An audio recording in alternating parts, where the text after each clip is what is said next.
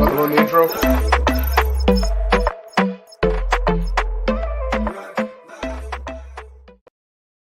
Welcome, everybody. We got a couple new faces today. We got, first of all, as Jay is describing himself, he is JB's goatee. So, Jay Nelson, first of all, thank you, sir, very much for stepping in, part of the Sideline Sports Network. Big help today. We're going to need you. The full Nelson. Thanks a lot for having me, y'all. And then also, I mean, how can we not introduce him? We got Mike Westhoff. He is former special teams coordinator. He's got a new book out, Figure It Out, My 32-Year Journey While Revolutionizing Pro Football Special Teams. Currently, the way you can get the book is Mascot Books. Just go on their website, look up the name of the book. Mike, welcome to the show. How you doing? I'm doing great, guys. Thank you. I'm doing just fine. It's a pleasure to have you. I wanted to start off this interview, and I have to ask this because one of the first things when you look up your name right now, it's like one of the most popular stories. You can't miss it. Is, your comments about Tim Tebow saying his tenure was, quote, a disgrace and a mess. And I don't want to give away your whole book. I know that's part of the book. I don't want to go too far. But can you expand on that for just a little bit? Because I loved that comment. It's probably a little bit misinterpreted because the fact that what was a kind of a disgrace and a mess was not necessarily the fault of Tim Tebow. Tim Tebow is what he is. He was he's a Heisman Trophy winner. He was went to the University of Florida and had a great football team around him. What Tim does, he has a certain set of skills, and he can manage a football team if it's the right team in a certain way. Is he a big league NFL quarterback? I don't think so. And neither did Bill Belichick. Don't forget, they let him go too. It's not just me. When we took Tim Tebow on board, the idea was that he would be kind of a multifaceted guy. He gained weight. He got bigger and stronger. He worked hard. He was going to be a wildcat quarterback. It never came to fruition. Our guys didn't do it that way. They didn't utilize him. I kept my end of the bargain. I said that I would put him on my punt team. We'd run numerous fakes with him, which we did. We were very successful. It really worked. I like him personally. I love him. I had a great time with him.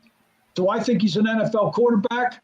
Well, don't forget, I was with Dan Marino and Drew Brees, so give me a break. Right. It's probably not going to happen. No, and he's really not. Also, Vinny Testaverde and Chad Pennington.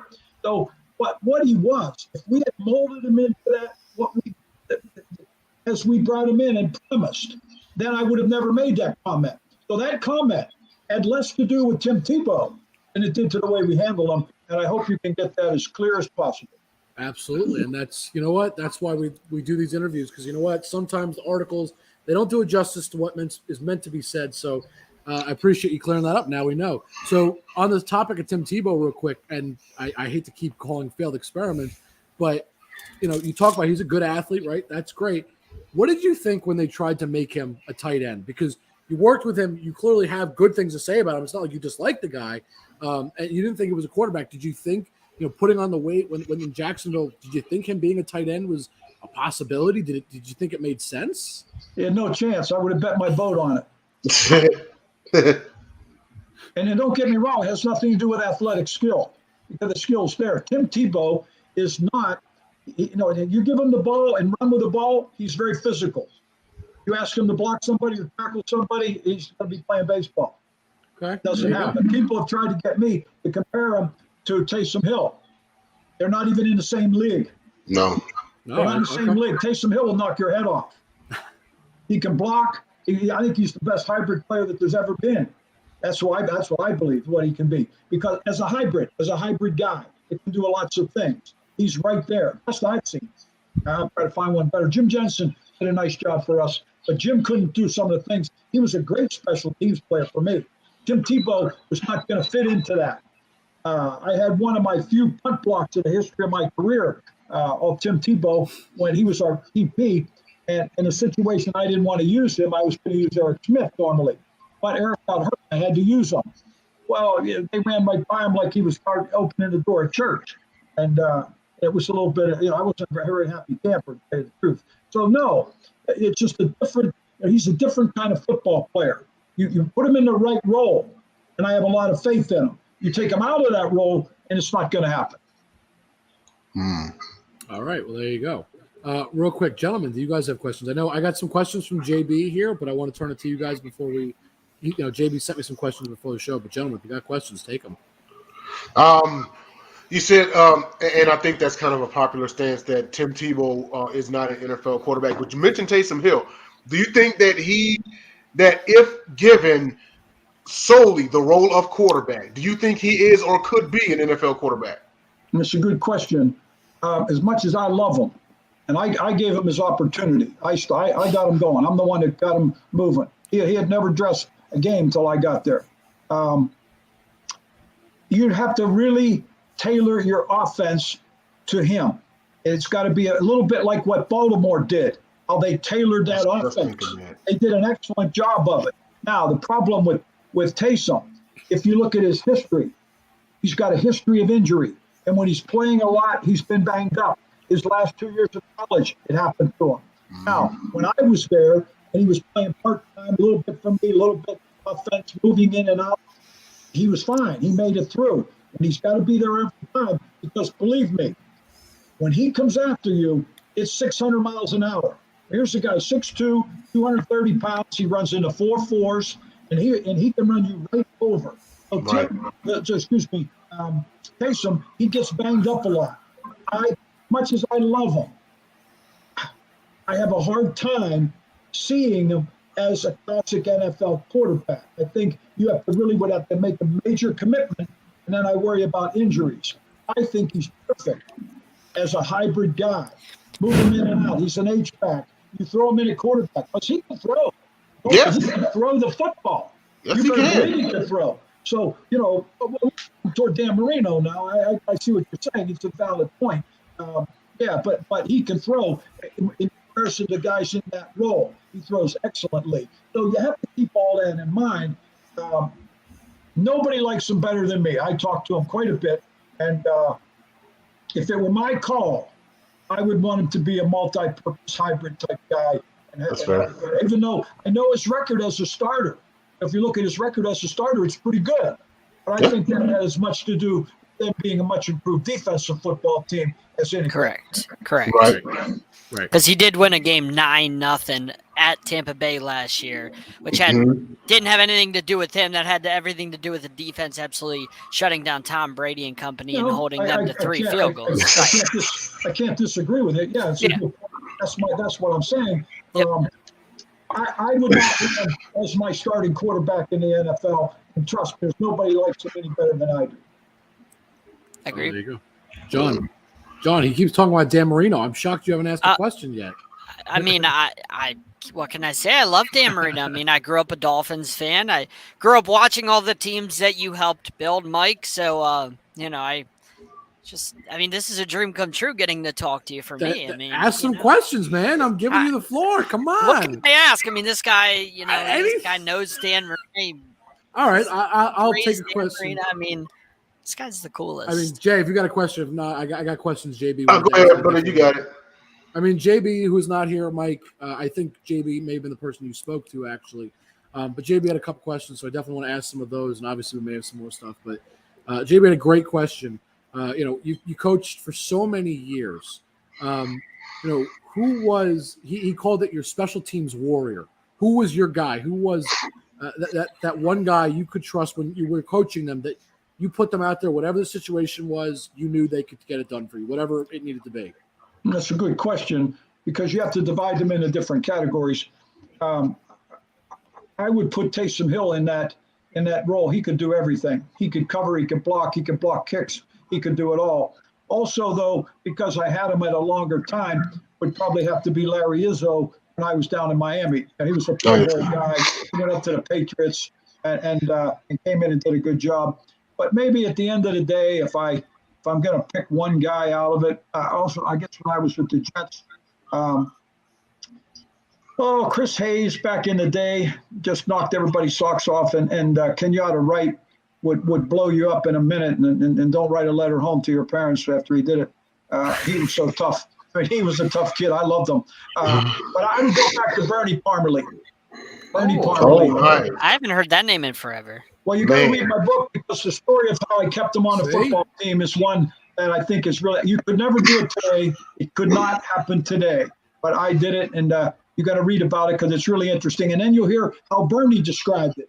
That's what I think we did very well in the book. You don't only hear me tell the story, but then you're hearing Santana Moss, you're hearing Bernie Parmalee, you're hearing O.J. McDuffie, you're hearing Zach Thomas, you're hearing all those guys that we interviewed.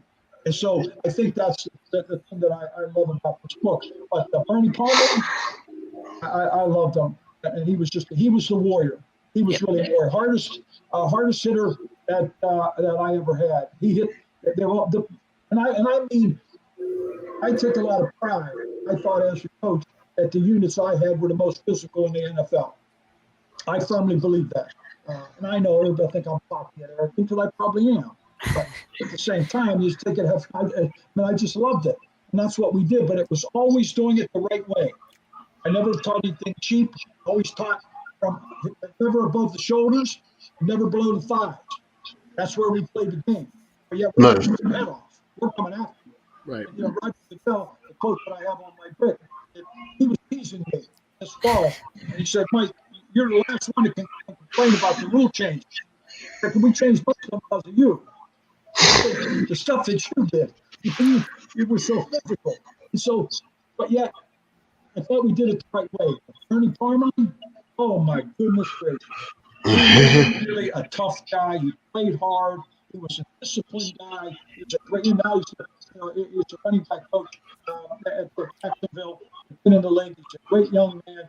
His story, I hope you get it and read it because it's an incredible story about someone that came. When I found him, he was loading trucks for UPS in Muncie, Indiana.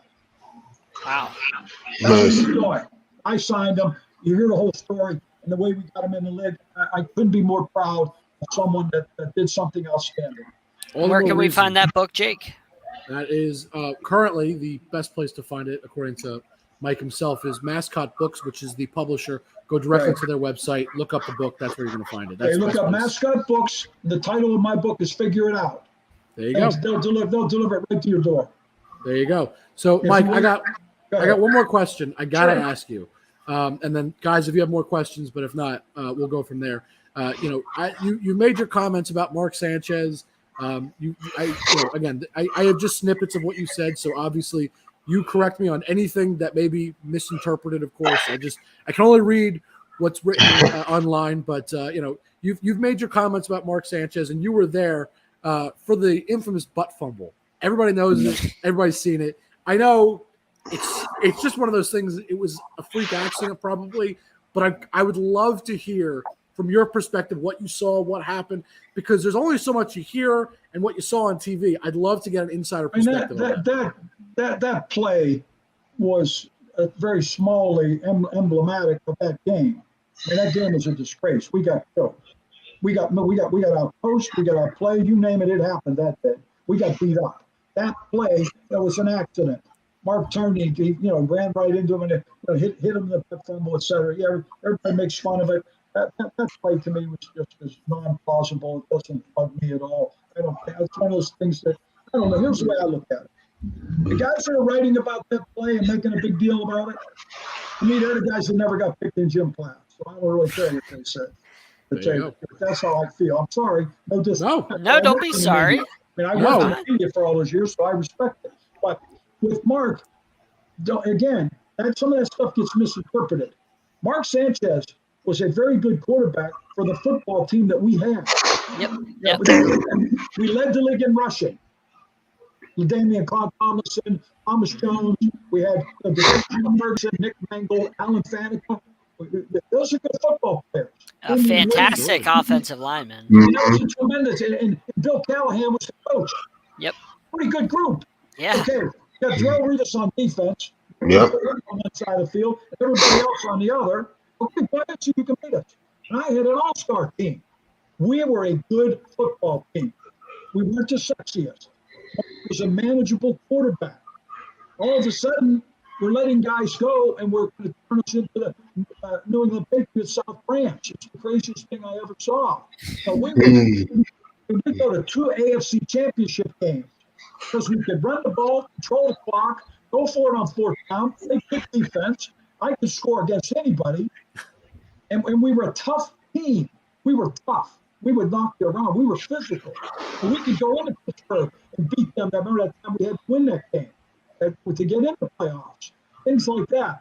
And all of a sudden, so Mark, in some ways, Mark gets more criticism than he deserves because he kept him in that role. And I think he'd have been great. When Mike gave him the new contract, that opened up a whole new can of worms. Now you want to talk about maybe a mistake. That's an interesting thing, and that's why I had a hard time with that decision. That was very frustrating for me. But Mark Sanchez was a manageable guy with that football team. He was the right quarterback. Like I used to talk about Dan Marino. I said I think Dan Marino could have taken 25 teams to the Super Bowl. Mark Sanchez isn't going to take 25 teams. He could have taken us. He could have taken us. We were the perfect team for him. Other than that, I think you have to be a little bit reasonable. So sometimes some of the things that I've said about Tebow or Mark Sanchez get looked at. I'm being terrible critic. That's They take them into context. Yeah. Context matters. Context, that's your favorite thing to say. And that's I agree with that. I can't help it. I say it the right way. If you read my book, you'll see how I've talked about it even when I worked in the media. But at the same time, that makes the headline. Everybody likes it, so you have to deal with it. But I think you guys have given me a very fair opportunity to express my opinion and be fair. So I thank you. Of course, absolutely. We don't do PC. We don't do PC here, so you can say what, you tell us what you like. Absolutely. I mean, look, those were things that I think were taken out of context. Probably, I figured they were. So you know what? Let's give the man a chance to be honest. I did have one more question. Absolutely. And you were the special teams coach for the New York Jets for a long time. And this particular guy, I followed his career as a running back at USC. He joined the Jets. He was on the special teams. And I feel like it's very unfortunate what happened to him. Can you briefly tell us about the kind of guy Joe McKnight was? I love him. Enough said, huh? He's one of my favorite guys. He worked his tail off. He came in, and it took him a little while to adapt to the NFL. And he had a hard time, getting really in the condition that he had. So we used to tease him all the time because he was always sick. He was always throwing up. But he ended up leading the league in kickoff returns. He led the league. He was the leader. He was first. And so when you're first in anything in the National Football League, I don't care what it is, you're pretty good. Pretty good. And the terrible, tragic thing that happened, if you know him, he's not a violent person. And that person that committed that crime, of course, was found guilty and is spending the rest of his life in prison where he should. That was a terrible thing with Joe. Yep. He was one of my very, very favorite people. I can remember kind of helping him, getting him started right from the very beginning, and I'm proud to have done that. Well, there you go. John, do you have any other questions? No, sir. All right. Then, Mike, if you want to just real quick, one more time, tell the people where they can get the book. But before you do that, I just want to say thank you so much for coming on. We appreciate all the stories you told, all the clarifications you provided us. Yeah. So again, real quick. Just real quick, we were just saying thank you for coming on. Yeah, I really enjoy the book. I think it's a good story. It's a story about guys that kind of came out of nowhere and made it. And now we pretty much hold the records because the kicking game in the NFL has been so diluted. It's just different than it ever has. So it's something that I'm proud of. We did interviews with these guys, so it came out very, very well. And you can get the book. The book's called Figure It Out. It's available at the publisher, which is Mascot Books, and put in the title. Or in July, it'll be available at Barnes & Noble or anywhere, but it'll deliver it right to your door to go through Mascot. I think you'll enjoy it. It's a good sports story. It transcends a lot of things. And I'll throw one out at you. I'm going to throw this out, and I have not said this. I'm going to talk about it for just 1 second. Hardly anything we do today, when you turn the television on or whatever with news, that we see all types of disagreements and battles over race. Yes. Okay? Unfortunately, yeah. This book transcends it because these people, we came from all backgrounds, all colors, all religions, and all worked together. Now we pretty much hold a lot of the records that ever takes in that part of the game. And so a lot of the guys that I talked about are Afro-American, and they were talking about me, and I'm a white guy. And we figured it out. And so I think it's if everybody treated each other that way, with that level of respect, we wouldn't have a lot of problems we have in this country. Amen. So I think sometimes Absolutely. it's nice to hear a good story. Mhm. And this is a good story about good guys that have knocked their head off. Absolutely. And I loved it, and I'm proud to have been a part of it. Absolutely. Well, Mike, thank you so much for coming on. We really appreciate it. I cannot wait to read the book. I'm very much looking forward to it. Everybody at home, go check out the book. Mike, thank you very much, sir. Thank you, You're sir. welcome. Thanks, guys. Thank you. Thanks for brought coming. some good points, and you helped me clear some things up. So thank you. Absolutely. Our pleasure. All right, Mike, have a good one. Have a good night, sir. Good Okay, night. And for everybody at home, we're going to take a quick ad break. And then, John, Jay, I'm going to tell you now, Jay, you are going to be the referee. You're going to be commenting, of course. But I'm going to tell you now, John, I'm coming for you, sir. It's going to be a bloodbath. Is it okay if 3 I out of introduce 5 the topic? against the Red What? Sox. So. What Is you it got, Jay? okay? Is it okay if I introduce the topic? Oh, absolutely. I'd love it. Okay. We'll gotcha. be right back. Everybody, Let's pay some bills. just one moment. We're going to play an ad. We'll see you in a sec. If you have a business, company, or product, and you want to reach the right audience, contact DBNA Television. DBNA TV reaches over 100,000 viewers a month and has advertising plans for all budgets. You can see your ads running on Roku TV, Amazon Fire, On Demand, and dozens of other top platforms for only $1 a day. Call our advertising sales department between 10 a.m. and 8 p.m. Eastern Standard Time, Monday through Friday, at 484-695-5187. That's 484-695-5187. Make the call and then watch the results. It pays to advertise on the DBNA Television Network.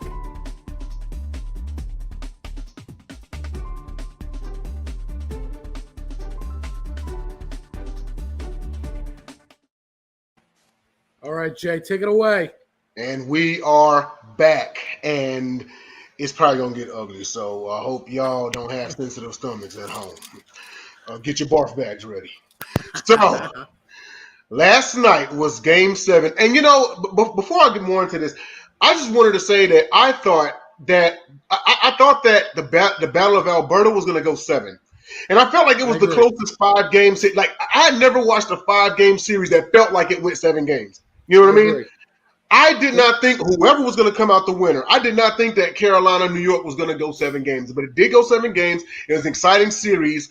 The Rangers beat the Hurricanes 6-2. Yeah, we did. On the road, handing them their first loss of the playoffs, and only, obviously, because they got sent home.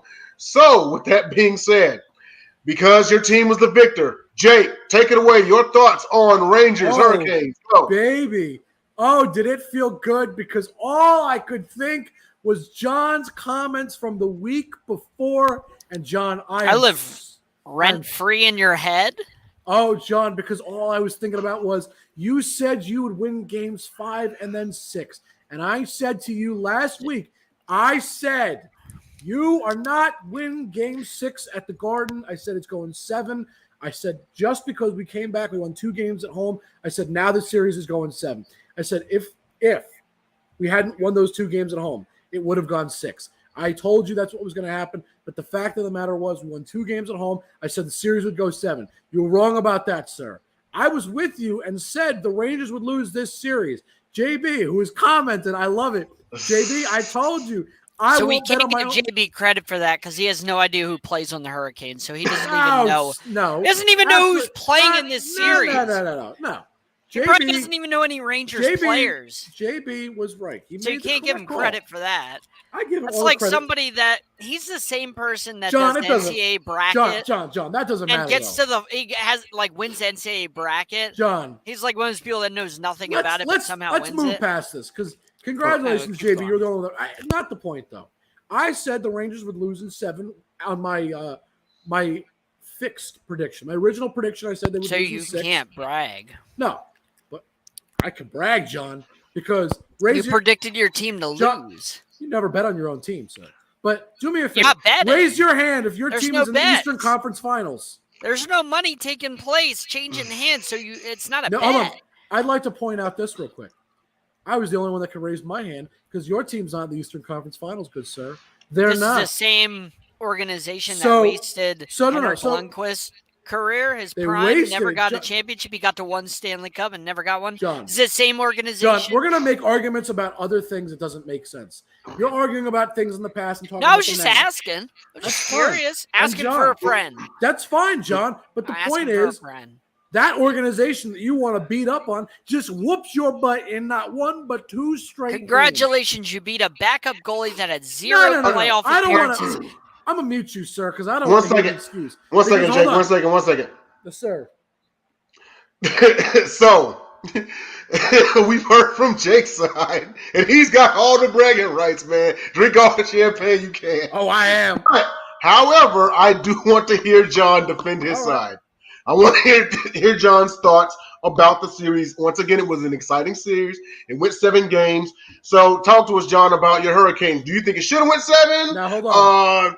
Like how you feel? Real quick, I want to warn all the fans at home. Fans, cover your ears because excuses are coming. Excuses are coming. I feel like Paul Revere. The excuses are coming. This is not anything new for John because, John, we're going to talk about your Heat in a little bit, and you're going to make us some excuses then. I already know it, sir. I'll take the floor. Go ahead, Johnny boy. Well, I mean, we will get to that Heat, but that's fine. Let me get this straight. You played a backup goalie with 0 playoff appearances, a journeyman who's played 0 playoff appearances in his career. Not a journeyman, John. Journeyman. Absolutely not. He's been on a lot of teams. Then he broke his knee or whatever. The second pair win. It was a 2-0 game, still in reach, and immediately you score on a rookie 3rd-string goalie, and that's the game right there. So, really, what do you have to brag about? Because we didn't have our Vezina Trophy, goalie. The guy that led the league in goals against average, the guy that had a better goals against average than your goalie, we did not have him for the entire playoffs. Hold on, John, real quick. Don't make that argument that he had a better goals against average because he didn't play as much. That's a little bit inflated. And I mean that he was a great goalie. I'm not taking it away, but he didn't play all of the season, so his numbers may have because he got hurt. I know. I'm just saying those numbers. But he was leading the league right before he got hurt. I'm not arguing with. I'm just saying to compare his numbers to the guys that played the full season. Yeah, it's a little hard just because we don't know what. So I'm just curious. I'm just curious if you don't have Shesterkin this entire playoffs. I'm curious how you do. If you have to turn to your backup, John, I'm going to tell you something. If you don't have your Vezina Trophy, it doesn't matter. B, I'm just curious. B, real quick, John. What did you say last week? That you would win Game 6. That wasn't ever an excuse. Confidence never wavers. That doesn't matter. You never made the excuse that, Auntie Ronta this, Auntie Ronta that. You said before the series, actually, that he was one of the best goalies left in the playoffs with the way he was playing. So I said the defense was smothering. But you also said Auntie Ronta was playing incredible. Okay? Also, Auntie Ronta was pulled in Game 5 because he got his butt whooped. He lost bad. No, he didn't. The Canes won Game 5. Excuse me, Game 6. I'm sorry. You're right. I'm sorry. Game 6. He got pulled because he was playing like hot garbage. And I got to tell you something, John. Last night, he was going to get pulled again if it kept going the way it was going. The Rangers were beating the life out of you. No, they weren't. They were up 2-0. At one point, it was 4-0. Yeah, once a rookie goalie came. But John, when Auntie Ronta was playing, it was still 2-0. I'd like to point something out real quick to you. Okay? The game's on your home ice. In Game 1, we scored 1 goal. In Game 2, we scored 0. In Game 5, we scored 1 goal. Auntie Ronta in less than a full game, in Game 7, let up more goals in a single game than he had previously done at home. Right. Also, at all in context the matters series. because that was at the very beginning of the game. You know that 2 power play goals, and then So nothing what? happened the rest of the game. So what, John? He So- hadn't let up 2 goals in any game. Power at play home goals against happen, us though. yet.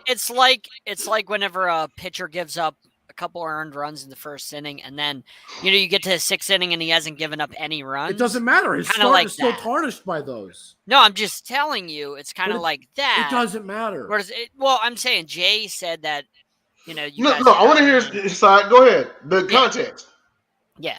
So, like I said, it was at the very beginning. It wasn't like you guys were dominating. I did want to point this out that after Game 5, I thought that they should have rested him Game 6 because you do have Game 7 in your pocket.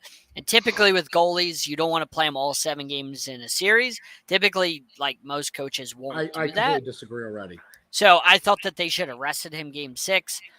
Because you have 7 in That's your just pocket, silly. you can just sit him, and if you lose 6, he gets that rest. But why would you risk losing?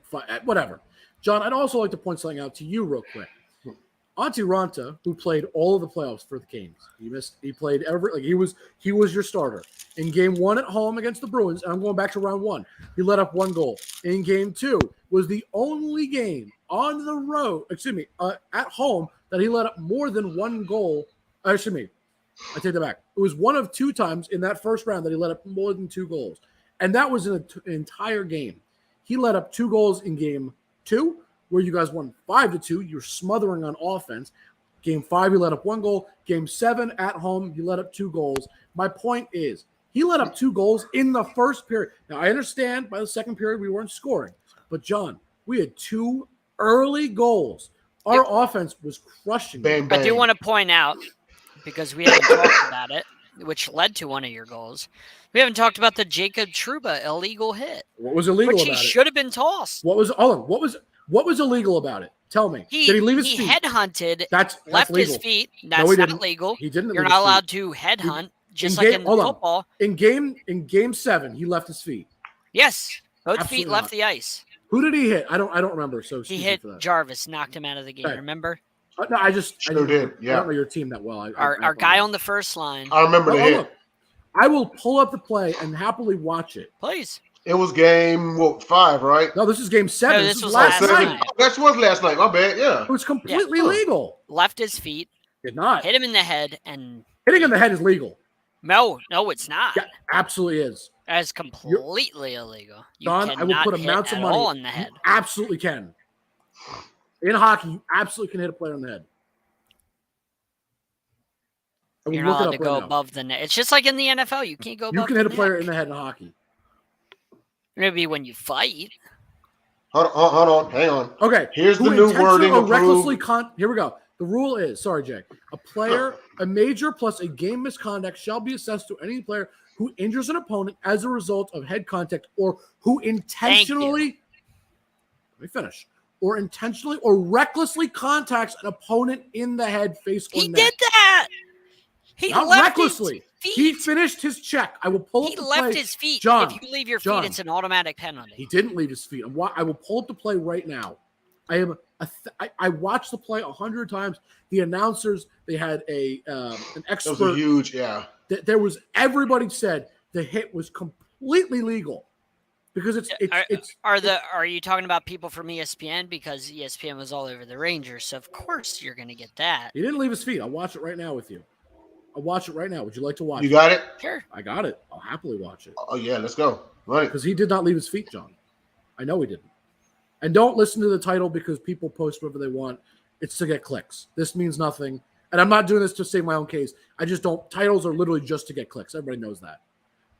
So watch this play. So right here is Trouba. Oh, who's joining? Who's this? Oh, Me. baby. Eric Wilson in the There house. he is. Oh. There he All right, is. Eric, we will talk with you in one moment, sir. John, this is Trouba right here. You see my curves? This is Trouba. Watch this play. Okay, stop. There he is right here. Puck is gone. So he's finishing his check now. The puck is just left. He went right into the check. Jay This is- Nelson, please this- tell me hold if on. those feet are on the ice because I'm that seeing right circle now. says they're They're not. right there on the ice. Absolutely. So I have a picture stopped where he's not touching the ice. Done. I'll rewind it again. When he's going into the check is right there. He's on the ice. He's going into the check. Going for the head. His skates are on the ice. I'm looking. His toes are definitively, at the very least, on the ice right now. But when he launches, his feet are still right there on the ice. I'm looking at his toe pick. Still down. Right there. And that check is now already initiated. It's over. His toes still on the ice. He's completed the check. John. I just showed you a picture. From this angle, it looks like it, but there it is. Oh, he's got another one. Yeah, it's circled. His feet aren't touching the ice. Both of them. That's hard to tell because it's ice. Because it's ice. John, the hit was legal, man. But Eric, what do you mean legal? You hit him in the head. It's like going across to the safety and hitting you in the head. Come on, man. What you got? Come on, man. I know he's got something to say. Come on in, brother. Eric, let me ask you. Are you here because you want to talk about the Miami Heat as well? That's why he's here. That's why he's here. I want to finish this hockey talk. We can talk. Eric, is that why? Because that series could have been rigged as well. So we can talk about that. I wasn't trying to interrupt tonight. I just simply wanted to come in here and say good evening to everybody. John Shear, my brother, I just wanted to check in on you. It's like the Michael Jackson song. Like instead of Eddie, are you okay? John, are you okay? John, are you okay? Are you okay, John? Because until the NBA stops, deciding who wins these games. John, we'll talk about that in a minute. We'll talk about hockey. But John, I just have a question because normally when you are on the flagship Sideline Sports Show every Tuesday at 8:30, you seem to come with a sense of bravado. Now, listen, I'm 36 minutes into the show, and John, when I came in, your head was down. You don't seem like your normal self. I'm researching. Can I finish, please? Thank you. Please. You appear to be in a different frame of mind. So I'm just checking in on you, John. That's all I'm doing. I'm just checking in. Not at all. I'm just researching. I do research throughout the show. That being said, John, you lost. Just get over it, John. You lost. I told you that the Rangers were going to beat your Hurricanes. Did I not say that? And you yelled at me on the sports arena. Shameless plug, Monday and Wednesday nights at 10 p.m. You said, you can't just dismiss my Hurricanes. I said, John, it's the Rangers. You're an expansion team. Okay. No, that's not what you said. You said the Lightning were going to the Stanley Cup Finals. I did. And you say said that. it doesn't matter whether they will. You said it doesn't matter whether it's Rangers or Canes. You said the Lightning are going. But here's what you're missing, John. I already knew that the Rangers were the better team. Okay. I already knew that. This is confidence. I like it. I already knew it.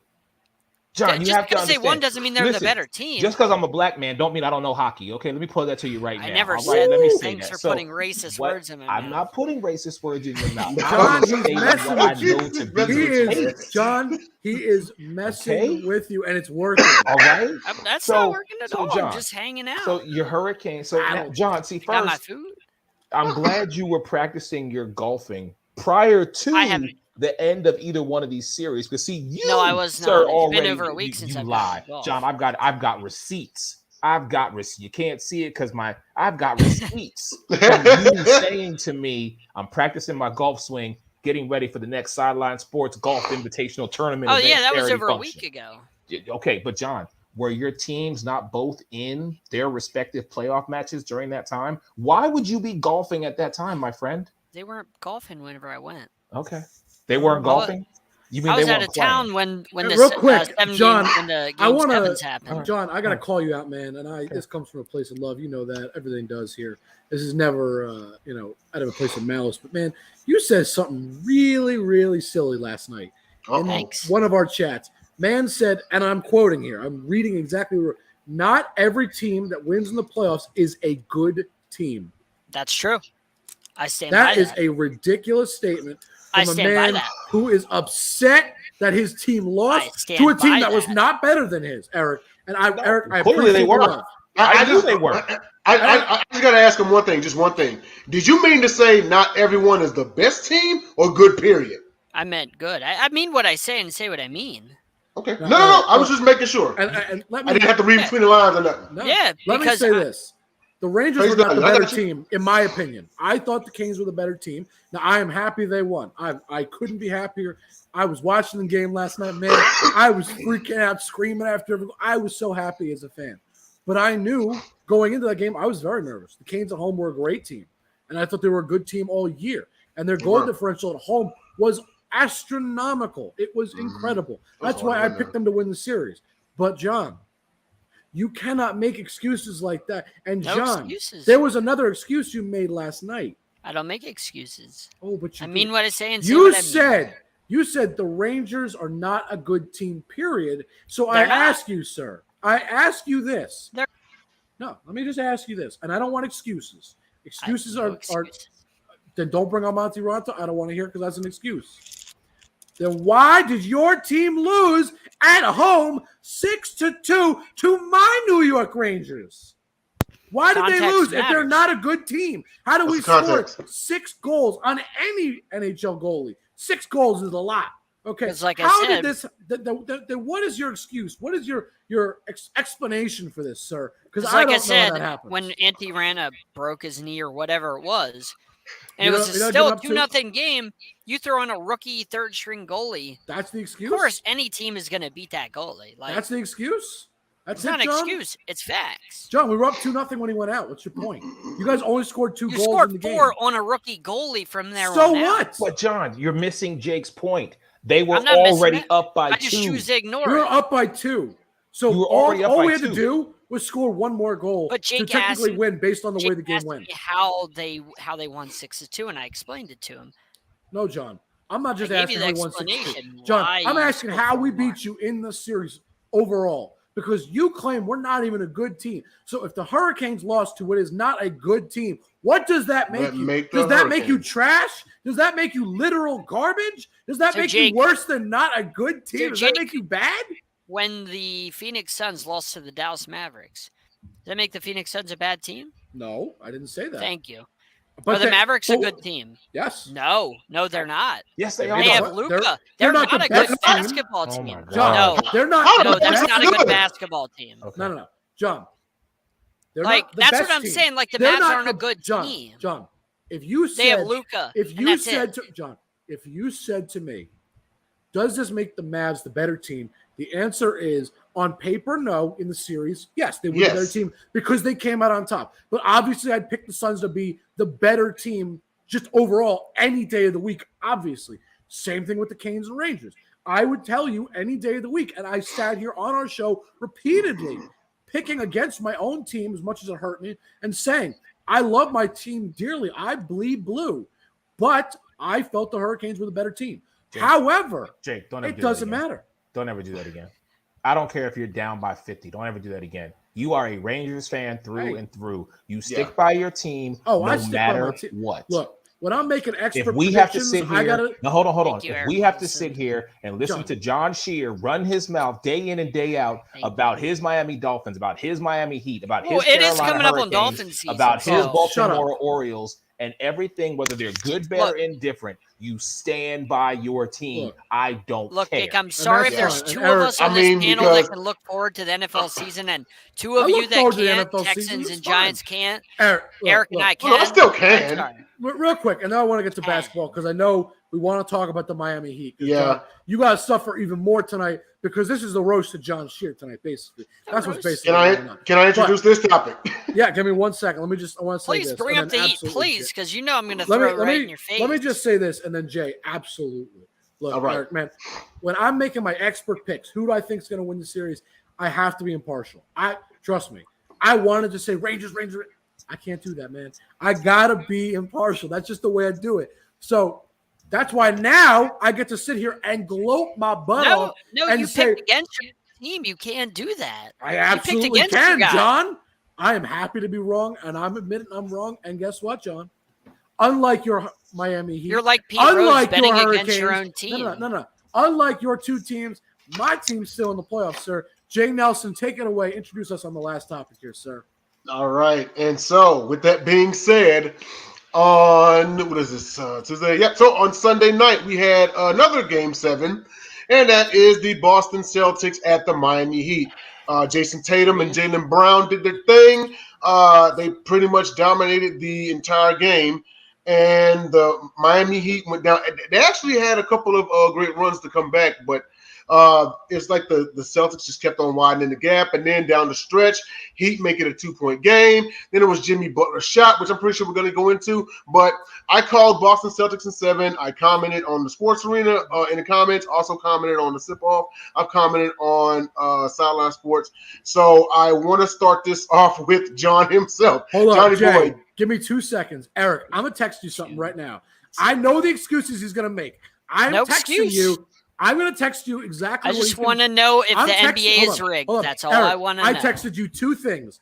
I believe just these wanna are the know 2 if the things NBA he's is going to rigged. say why his Heat lost. I don't want to say it to John because I don't want to fuel his mind and potentially make him say things that he wouldn't have I just otherwise wanna said. know But Eric, if- you saw what I wrote and I've been thinking. You Yeah. got it. Now, John, have the Okay. floor, please. John, Just you wanna got it, know, 'cause man. This is the first All you, time in the man. I history of the just- NBA this has ever happened.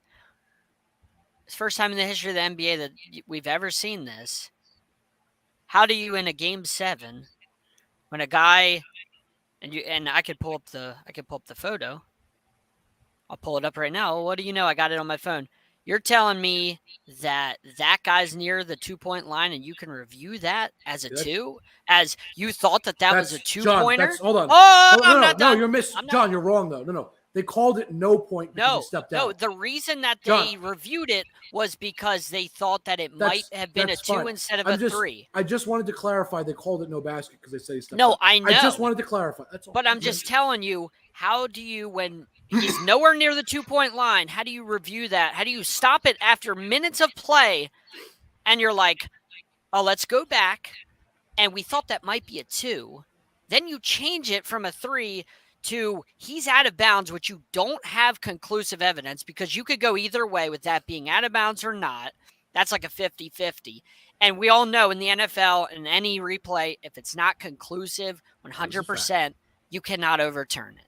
So that's my question, is how in the world, all of that I just gave you, how can the NBA still go through with being like, yeah, we're still going to go ahead and take those points off So the real board? quick, Like, Eric, none of that makes sense. point number 1 made already. I'm already 1 for 1. Absolutely. That's not an excuse. No, Those are legitimate questions. John, I'm not just calling. I'm just saying there were 2 things I knew you might be bringing up, and I'm already correct about one of them. The refs and the calls. I'm It's just not saying the refs, to Eric, the who calls, knows what I it's one said, call. that there was something I knew But you'd who say. made I the knew that call, was it. John? Did the refs make that call? No, I'm not saying like the refs made 50 bad calls. I'm saying this I know, one, but one we're saying specific play makes no sense. So, John, what you're saying, if I'm understanding you correctly, is And it wasn't even from the refs. It was from John. I'm trying to defend you here, but I mean, No, I know. I'm just telling you. Listen. Just take it down a notch. You're at a 14. I need you at an 11 right now. Just calm the game's down. already over. You can't change it. Let me ask you this. So you're saying that particular call, based on the evidence that you provided, was the difference between Miami winning and Boston No, I never said Miami. that. Okay, He's just so asking. so clarification. I'm just asking because we So- don't know butterfly effect. We have no idea That's how fine. the So, rest John, of the game would why have did the affected Miami the Heat rest of the lose? game. I'm We curious to can't hear say why. that for sure. Why did the Miami Heat lose this game? I'm curious your opinion. I And mean, this I is- guess I didn't watch it. Like I said, I was out of town. I was out of pocket. I didn't get Okay. to watch any of it. I didn't even have my phone. But apparently, Jimmy Butler just went out. Horford, I saw the pictures, should have drove and tied the game and potentially got an and one. Agreed. Which I completely agree with I because agreed. he That's put, actually a good played call. 48 Yes. minutes. He played the entire game. And the He played all smart 48. play is no matter That's like the if basket. you have that Jimmy Butler, like I'm always against in the NFL when coaches are like, we're down by 1, let's go for 2 with 0 on the clock. We just scored a touchdown. Let's go for 2 and win it. I'm always against that because I think I always say this, take the points, then you go into overtime. You never know what can happen. And if your guys play defense, if you get defense first, trust your defense. That's part of your roster. So I'm opposed to Jimmy Butler saying, well, I just wanted to go and win it. No, Okay. take the smart, the high IQ play. All right. And so I'm against. Is him there doing anything that, else, but- John, that you think maybe contributed to this loss? I'm just curious. Yeah, I just want answers to the Okay. Max Struss play So, from like you guys because you guys Okay. watch so basketball. Eric, too. I guess I was wrong about one of them, and that's fine. I'm surprised he didn't say anything. I'm surprised too. I thought I for sure figured he you'd was be gonna all say. over. So I texted Eric. I will read you verbatim what I texted Eric because I have no shame in what I wrote. It was a just very when you simple think thing. you know John, I you said don't. it's going to be about Tyler Hero and the refs. I'm shocked you didn't bring up Tyler Hero's lack of play, just him not being there. And I'm proud of you. Yeah, We're not Hero making didn't that show up. excuse. It is what it No, is. because I've been telling you that the Heat are a deep team, and all series they've had John, a lot of. Kyle Lowry's made a lot of bad plays in the series. He shouldn't have even been playing because he's just been an absolute disaster for them. Struss most of the series was surprisingly like I've been saying, the depth, like with Phoenix, the depth all year was there. And then for some reason in the Mavs series, like those guys disappeared. So I'm shocked. The guys that needed them, the guys like the Celtics, their depth came through, their bench came through. It's funny, John. I expected the Heat stepped in. If the Heat depth came through, they beat the Celtics. I expected the injury excuse to happen again. I'm just going to say this, and then I'm going to take my leave because I know the show is almost over. And I want to make sure that Jake and Denzel, JB's goatee, get their point across. John, here's what I will say to you. I'm very impressed with your thoughts with regard to the Heat. I actually applaud you for taking the professional route because I figured of the two teams that were moving on that did not, I figured you'd have more to spew when it came to the Miami Heat versus the Carolina Hurricanes. Obviously, I was wrong. Sir, I will see you later on this evening and also tomorrow night. But we now can go golfing. So set a tee time. And my brother, you know I love you. I'll see you in 8 days. I mean, John, look, I'm with you. I get the call was not I'm not going to say whether that 3 was a 3 or not. And I say that because that's not even a bad call. Like that is like I'm just what saying, are you doing? I can't tell you if that was a 3 or not. So I'm not saying that doesn't matter. Like that doesn't matter. It was just a bad shot. It was just a bad shot. We're talking about the stress thing. I think he's the stress. Oh, okay. Yes. Yeah, I think that's what he's talking about. Yeah, no, that's exactly. So I can't tell you if it was a 3 or not. I agree with what you're saying. Well, it clearly was because no. He was like Don't give me 2 that. feet from the. He was like 2 feet from the. That's not what I mean. I mean if it was out of bounds or not. That's what I mean. It's indisputable, so you can't. Right. You can't call him out of bounds. I agree with what you're saying, and I also agree about Jimmy Butler. But I got to tell you, your depth. You're right. Just didn't show up. It didn't show up in this. I'm very impressed because I don't even have to argue about this. I agree with everything you said. It's spot on because it was the Jimmy Butler show the entire time. There was nobody else to help him. And all I could think watching that was Kyle Lowry stinks because 2 things. Yeah. Kyle Lowry didn't show up to help score, and all he did was flop the entire game. He's been terrible. He's terrible. Series, I'm like everybody. I make fun of LeBron for flopping because he does it. Everybody knows he does. Jay, I also don't like Jimmy Butler playing 48 minutes. I think that's a dumb decision. Real quick. Kyle Lowry may be up there with LeBron as one of the worst floppers in the league. It was terrible. I watched it. Some of those were good calls, but there were a lot of bad calls that shouldn't have been called, but they were called because of his flops. I hate flopping. It was from my team, from your team, It felt like there was an actor out there, not Kyle Lowry. I thought I was watching Leonardo DiCaprio, not Kyle Lowry the whole time. Because man, can flop, he act? do something else. It was rough. And he needs to focus on his game being scoring, not flopping, because Jimmy Butler can't do it all by himself. He can't. And, to John's point, Jimmy Butler, and we may disagree with him playing 48 minutes, but, man, he was all they had last night. Because, I mean, if you really sit back and think about it, Adebayo going to give you about 18, right? But we're looking for that other person that's going to give you 20-plus. Because Jimmy's going to get his 30. Maybe even his 40. He had 47. Yeah.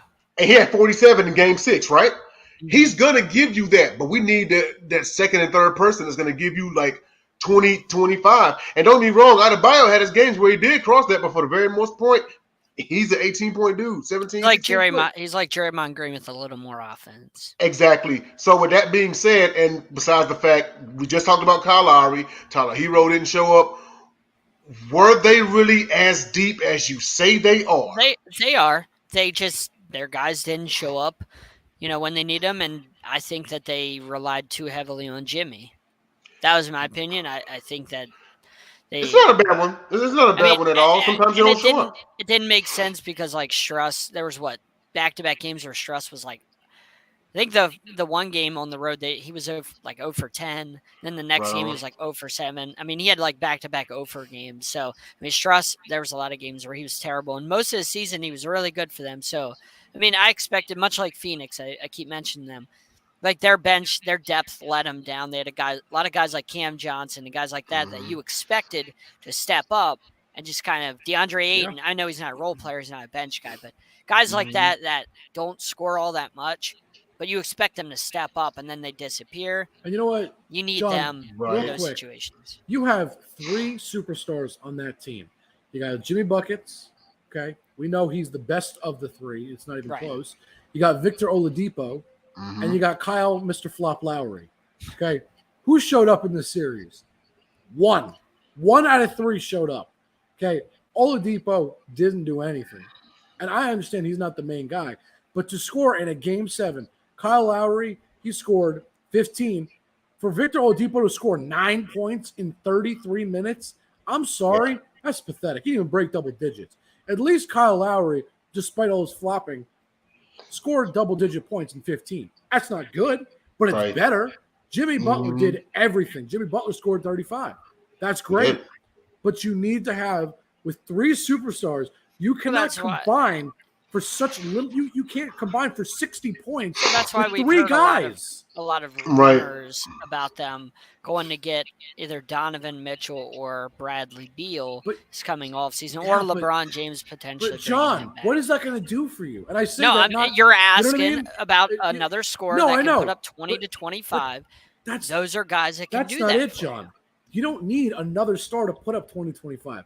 You need the guys that you have, your stars, to show up. No, but Pat Riley is not going to be happy. He's not going to be content with what they got. If he saw what he just saw, what you did, he's not going to be content. I understand. Pat Riley, I know, is going to go out. I'm saying to you, you got to have those guys show up. Okay, when you have Victor Oladipo, Kyle Lowry, and Jimmy Butler, who doesn't think that this team's got a shot at a championship? True. Because your automatic thought would be they're all going to show up, and even if one of them doesn't, 2 show up, you're looking at a guaranteed probably 60 points between the 2, 50 to 60 points, because you're thinking they're going to score 25 to 30 each. And then when you have Jimmy Butler go for 35, if you got Kyle Lowry going for another 25, well, look at that. You got a great game going. Then you throw Tyler Hero, Bam Adebayo. Other guys are going to get you some points everywhere and some scoring off the bench. You're looking at 100 and something points every game. You should be running 115 every game. Exactly. But you're not. But And that's one of the problems with the Heat. But that, But that's also, I respect what you've had to say, John. I love it. That's also the problem with being a jump shooting team in today's NBA or any NBA is when you are a jump shooting team, which the Heat are, you live and die by that jump shooting. That's fair. You have and it's the mindset of a shooter. Nobody's going to beat you if you're a team if your team's hot that night. But if your team, like we saw games in the series where the Heat just were ice cold from 3, then guess what? When you live that way, you die that way too. So But real quick, and I didn't want to make this all about what the Heat didn't do.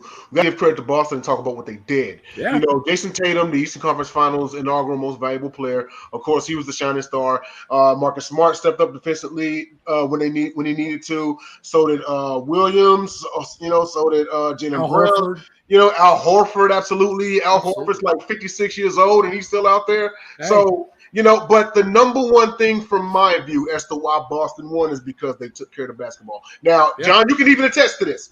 Because in the games the Miami Heat won, Boston was turning the ball over like crazy. And I remember looking at this TV and I'm like, dude, if Boston will just take care of the basketball, they can win. But that's what the Heat do so well.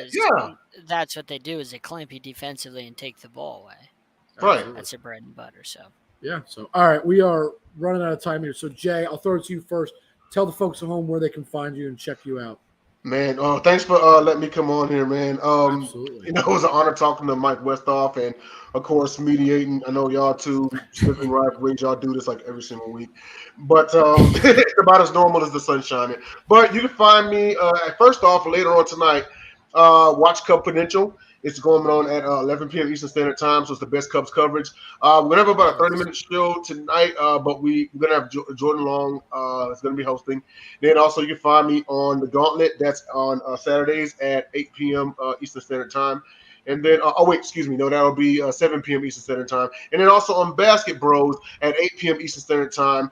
That's with myself, Dom DeRubis, Jacob Christner, and Will Vogel. Of course, the Gauntlet is myself, Dom. Happy birthday, Dom. Y'all be sure and Happy birthday, Dom. There you go. Send them some lovely birthday wishes. If you want to cash app them 50 cents, you can do that. And also with JJ Jenkins. Shout out to my brother JJ Jenkins. And thanks a lot, y'all. Absolutely. John, real quick, where can I get you? Blue Hawks 13. You see that right there. Make sure you're subscribing on our YouTube, Sideline Sports YouTube. And I'm everywhere on Sideline Sports Network. So absolutely. Take it away, Jake. You guys can find me on Twitter at Jake_Malik. But more importantly, like I do every single week, as you see scrolling across the bottom of your screen, here's where you can find Sideline Sports. Instagram and Twitter is Sideline Sport 1. YouTube and Facebook is Sideline Sports. We got a group, we got a page. Just look us up. You will find us there. DBNA Television, Apple Podcasts, Google Podcasts, Spotify. We are absolutely everywhere. Just look us up. You will find us. And on this note, John, enjoy the links. Go Rangers. Everybody have a good one.